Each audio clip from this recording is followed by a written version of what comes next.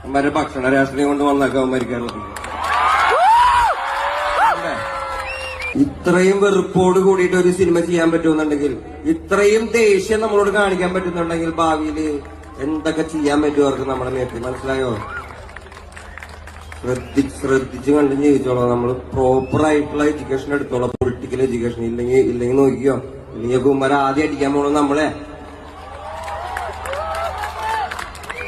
എനിക്കിത് പറയാതിരിക്കാൻ, എനിക്ക് പാട്ട് പാടിയിട്ട് കാശ് വാങ്ങിയിട്ട് വീട്ടിൽ പോകാൻ പറ്റും. എനിക്കിത് പറയാതിരിക്കാനും പറ്റുന്നേ. അപ്പൊ ഞാൻ എനിക്ക് കൂടുതൽ അപകടങ്ങളിൽ നിന്ന് രക്ഷപ്പെടാൻ പറ്റും. എന്നെ കൊണ്ട് അത് ചെയ്യിക്കാൻ പറ്റാത്തതുണ്ടല്ലോ.